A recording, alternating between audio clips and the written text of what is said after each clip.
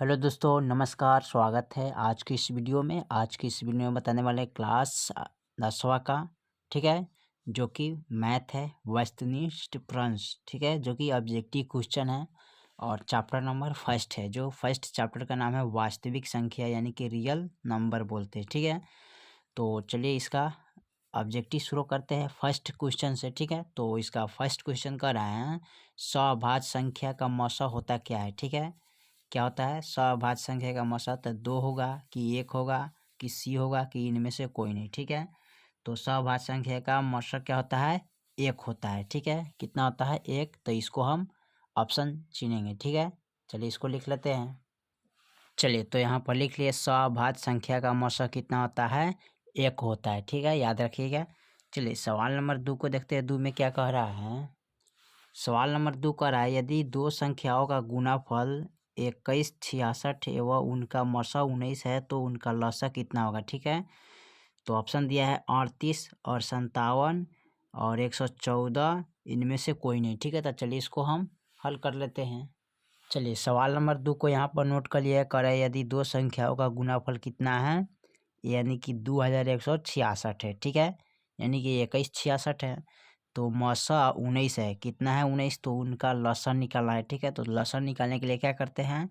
तो यहाँ पर लिखते हैं लसा बराबर, ठीक है, मौसा बट्टे गुनाफल, ठीक है, गुनाफल। अब इसको क्या करेंगे, हमें लसा निकाला है तो लिखेंगे लसा बराबर, ठीक है, मौसा कितना है, सॉरी यहाँ पर गुनाफल लिखना चाहिए, ठीक है, यानी गुनाफल बटे मौसा, ठीक है, गुनाफल बटे मौसा, यानी कि यहाँ पर ये गलत हो जाएगा, ठीक है। आप इस ऑप्शन को चुनिएगा, ठीक है, यानी कि लसा बराबर गुनाफल बटा मौसा होता है, ठीक है। तो यहाँ पर गुनाफल कितना है, लसा निकालिएगा तो लसा बराबर, ठीक है, यानी कि गुनाफल टोटल कितना है? 21, 66 है और मौसा कितना है? 19 है। तो 19 रखेंगे, 19 से इसमें क्या करेंगे? भाग करेंगे। तो 19 से कम 19, फिर 19 से कम 19, 19 चौका 76, ठीक है। तो 114 मरतबे कट जाएगा, यही आपका आंसर हो जाएगा, ठीक है। तो लिख सकते हैं अतः लसा कितना है? 114 तथा मौसा कितना है? 19 है। यही आपका अपनी यहाँ आंसर हो जाएगा 114, ठीक है। चलिए सवाल नंबर हम तीसरा को देखते हैं। तीसरा में क्या कह रहा है? सवाल नंबर तीसरा कह रहा है, यदि ए बराबर 2 के पावर 3 गुने 3 गुने 5 है और बी बराबर 2 के पावर 4 गुने 5 गुने 7 है, तब लसा तो ए बी होगा कौन, ठीक है। तो चलिए इसको हल कर लेते हैं। चलिए तो क्वेश्चन नंबर 3 को यहाँ पर नोट कर लिया, ठीक है। कह रहा है कि दिया है यहाँ पर ए बराबर 2 के पावर 3 गुने 2 के पावर 3 गुने 3 गुने 5 और बी बराबर 2 के पावर 4 गुने 5 गुने 7, ठीक है। तो ए बी का मान निकालना है। तो ए बी के मान कैसे निकालेंगे? तो सबसे पहले इसमें क्या करेंगे, तो इसको क्या करते हैं, एलसीएम निकालना है ना। तो एलसीएम बराबर, ठीक है, यानी कि मौसा बराबर। तो एलसीएम निकालने के लिए क्या करते हैं, इसमें सबसे जो पावर अधिकतम है उसको नोट करेंगे। तो यहाँ पर 2 के पावर 4 गुने, ठीक है, उसके बाद लिखेंगे यहाँ पर 3, ठीक है, इसका 3 लिखते हैं। तो यहाँ पर 3 लिखेंगे गुने, उसके बाद क्या लिखेंगे? 5। तो यहाँ पर 5 है तो 5 लिखेंगे गुने, उसके बाद यहाँ पर 7 है तो 7 लिखेंगे, ठीक है। तो यहाँ पर के 7 लिखते हैं, ठीक है। अब इसको गुना करेंगे ना, एलसीएम बराबर हो जाएगा 2 के पावर 4 है ना। तो इसको हम कितने बार लिखेंगे? 2, यानी कि 4 बार लिखेंगे। 2 गुने 2 गुने 2 गुने 2, ठीक है। उसके बाद लिखेंगे 3 गुने 5 गुने 7, ठीक है। 2 दूनी 4, 4 दूना 8, 8 दूना 16, उसके बाद गुना करिए 16 दूनी 32, 16 23 48 हो जाएगा, ठीक है, 48। अब यहाँ लिखिएगा 48 पच्चे, तो 8 पच्चे 40, 5 का 20, 4 24, यानी कि 2 से 40 है गुने 7। तो यहाँ पर लिखें 0, 7 का 28, ठीक है, 7 दूना 14, 15 16, यानी कि 1680 आ जाएगा। यही आपका आंसर हो जाएगा, ठीक है। चलिए सवाल नंबर हम तीसरा के बाद चौथा को देखते हैं। चौथा में क्या कह रहा है? सवाल नंबर चौथा कह रहा है यदि m एक धनात्मक पूर्णांक है तो ऋणात्मक विषम पूर्णांक का रूप होगा कौन। ठीक है, यदि ये यहाँ देखिए कहता है यदि m एक धनात्मक पूर्णांक है। ठीक है, m क्या है, धनात्मक पूर्णांक है। तो धनात्मक पूर्णांक तो धनात्मक विषम पूर्णांक का रूप होगा कौन। ठीक है, धनात्मक धनात्मक यानी कि m क्या है, धनात्मक पूर्णांक है यानी कि प्लस है। तो धनात्मक विषम पूर्णांक का रूप होगा कौन, इसमें कौन होगा। तो चलिए इसको हम हल करते हैं। चलिए तो क्वेश्चन नंबर यहाँ पर नोट कर लिया। ठीक है, 4 को यहाँ पर लिख लिए उनको। ठीक है, इसमें करना क्या है, इसमें से 2 कॉमा लेंगे ना, तो 2 लीजिएगा। तो इसमें बचेगा क्या, 2m। ठीक है, कितना बचेगा, 2m प्लस 2 सॉरी 1। यहाँ कितना लिखिएगा, 1 बट्टे में 2। अब 2 से 2 कट गया तो यहाँ बचेगा 2m प्लस 1। ठीक है, यही तो निकलना था ना, यानी कि विषम पूर्णांक। तो ये क्या हो गया, विषम पूर्णांक। यहाँ पर लिख सकते हैं विषम पूर्णांक। ठीक है, इसी तरह निकाल सकते हैं। चलिए सवाल नंबर हम 5 को देखते हैं। 5 में क्या कर रहा है, चलिए सवाल नंबर 5 कर रहा है हमारा निम्नलिखित में कौन सा अभाज्य संख्या होगा। ठीक है, अभाज्य संख्या, चलिए इसको नोट कर लेते हैं। चलिए तो सवाल नंबर 5 को यहाँ पर नोट कर लिया। ठीक है, अभाज्य संख्या क्या है, तो 13 अभाज्य संख्या है। ठीक है, तो 13 अभाज्य संख्या किसको बोलते हैं, जैसे 13 है तो यहाँ भागा किन किन से लगेगा पता है ना, एक लगेगा सिर्फ 1 से और एक लगेगा 13 से। ठीक है, यानी एक वो 1 से लगेगा 13 कटेगा और एक 13 से कटेगा, इसके अलावा बाकी कोई से ना कटेगा। ठीक है,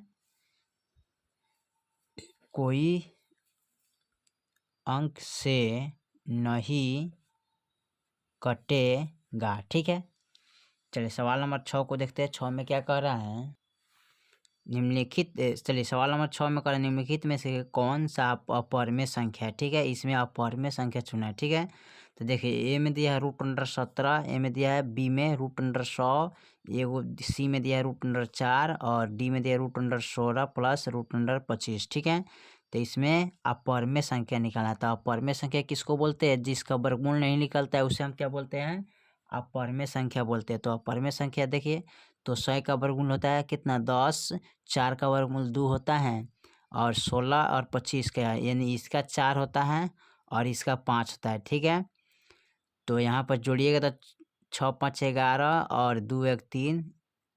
ठीक है, 1 4, यानी 40 का वर्गमूल कितना होता है, 20। ठीक है, 400 का, यानी कि यहाँ पर देखिए एकर वर्गमूल निकलेगा 4, 4 का। ठीक है, इसका 16 का 4 निकलेगा, इसका निकलेगा 5। ठीक है, तो ये तीनों का निकल जाएगा, तो किनका नहीं निकलेगा, एक का नहीं निकलेगा। ठीक है, तो 17 का वर्गमूल नहीं निकलता है तो क्या हो जाएगा, अपरिमेय संख्या हो जाएगा। ठीक है, तो इसी पर हम टिक लगाएंगे। ठीक है, चलिए तो √17 क्या है, अपरिमेय संख्या है। ठीक है, तो ये आपका हो गया। चलिए सवाल नंबर हम 7 को देखते हैं। 7 में क्या कह रहा है, सवाल नंबर 7 कर रहा है 144 के अभाज्य गुणनखंड में 2 का घात क्या होगा। ठीक है, 2 यानी कि 3 6 4 5, इसमें कौन होगा। चलिए इसको पता कर लेते हैं। चलिए तो 7 नंबर सवाल को यहाँ पर नोट कर लिया है। कह रहा है कि 144 का अभाज्य गुणनखंड में 2 का घातांक है कौन। ठीक है, कितना होगा। ठीक है, तो सबसे पहले इसको क्या करना होगा, 144 का गुणनखंड कीजिएगा। क्या कीजिएगा, गुणनखंड करना पड़ेगा, तब जाके आप इसको बना सकते हैं। ठीक है, तो चलिए इसको गुणनखंड करते हैं। तो गुणनखंड करने के लिए क्या करना पड़ेगा, 144 का यहाँ पर लिख दीजिएगा। ठीक है, और इस तरह कर लीजिएगा गुणनखंड। चलिए 2 से करेंगे तो कितना आ जाएगा, 2 से करिएगा तो यहाँ पर 72 आ जाएगा। ठीक है, फिर इसको हम 2 से करेंगे तो कितना आ जाएगा, तो 2 से करिएगा तो यहाँ पर 36 दूना 72 होता है। फिर 2 से करिएगा तो 18 दूना 36 होता है ना।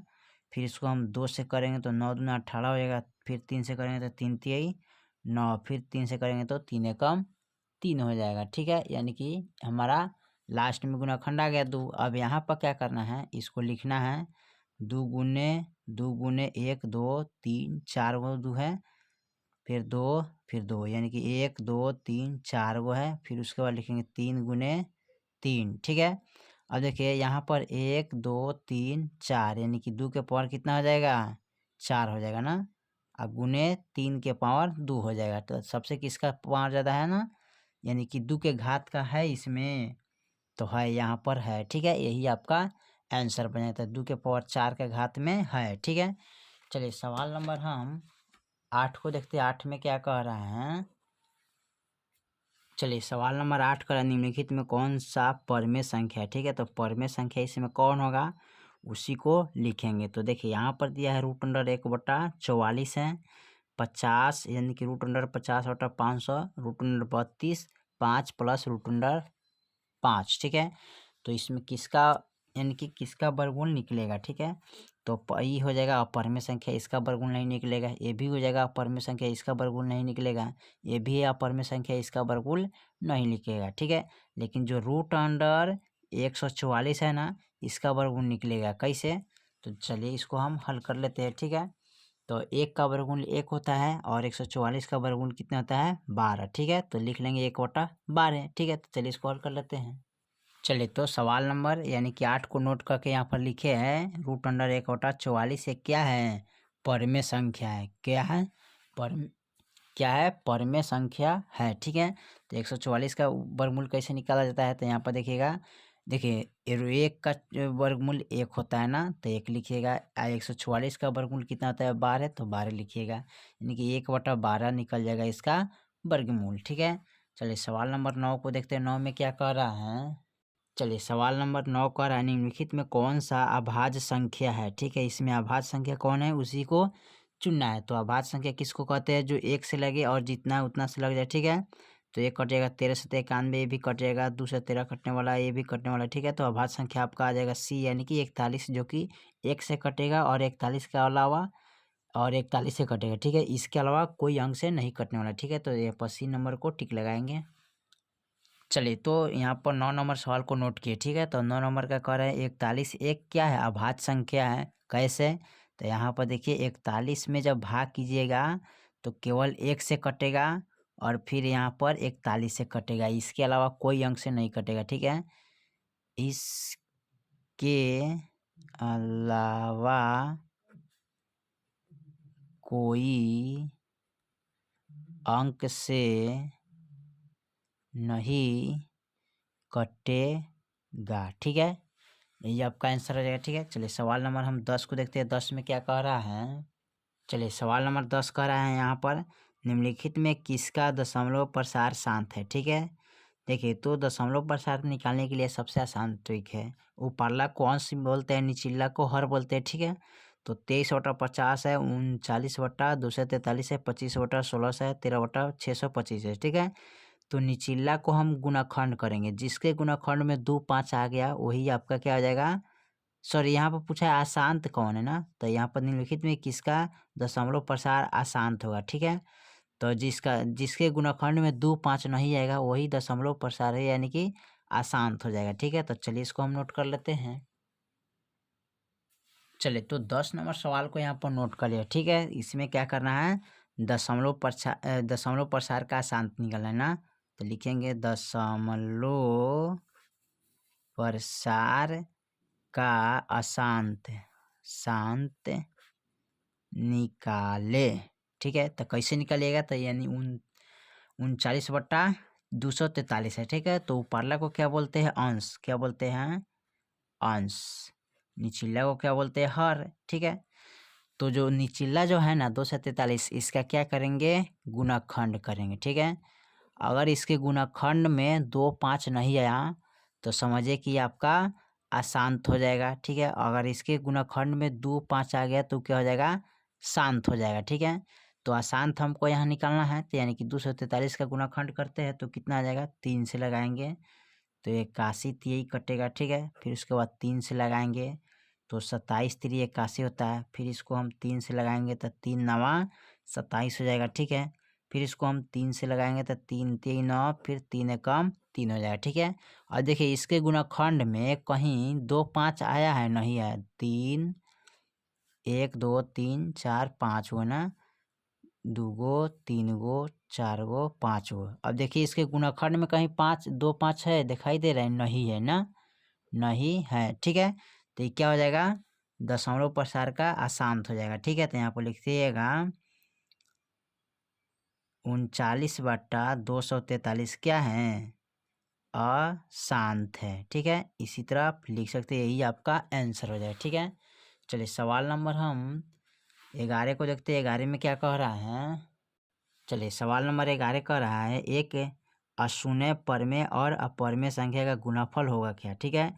एक अशून्य परमेय, ठीक है, और परमेय संख्या का गुणनफल क्या होगा, ठीक है। तो इसको क्या करना है, एक अपरमेय यानी अशून्य यानी कि शून्य एक लेना है, शून्य परमेय होता है, ठीक है, और अपरमेय एक संख्या लेना है, उसमें गुणनफल करेंगे तो क्या हो जाएगा, उसका हमेशा निकलेगा, यानी कि हमेशा अपरमेय संख्या होगा, ठीक है। क्या होगा, हमेशा अपरमेय संख्या, तो इसको लिख लेंगे सीधे हमेशा अपरमेय संख्या, ठीक है, क्योंकि परमेय और अपरमेय में गुणनफल करते हैं तो क्या होगा, हमेशा अपरमेय आता है ना। चलिए इसको हम देखते हैं। जैसे मान लेते हैं 0√5 से जब गुना करिएगा तो क्या हो जाएगा, √, यानी 5 आएगा, यानी कि 0 इतना आएगा, ठीक है। शून्य कर है ना, तो शून्य कर है। जैसे कि यहाँ पर एक उदाहरण के देखिए, इसको क्रॉस करते हैं, ठीक है। जैसे मान लेते हैं परिमेय गुने अपरिमेय, ठीक है, क्या हो जाएगा, अपरिमेय ही प्राप्त होगा, ठीक है। उसके बाद परिमेय अच्छा है अपरिमेय, इसको अपरिमेय गुने परिमेय बराबर ही क्या हो जाएगा, अपरिमेय ही प्राप्त होगा, ठीक है। तो परमेय और परमेय का प्लस जोड़ घटाव वो भी होता है, अपरमेय ही होता है, ठीक है, याद रखिएगा, ठीक है। तो इसी तरह भी बना सकते हैं, जैसे लिखते हैं अपरिमेय माइनस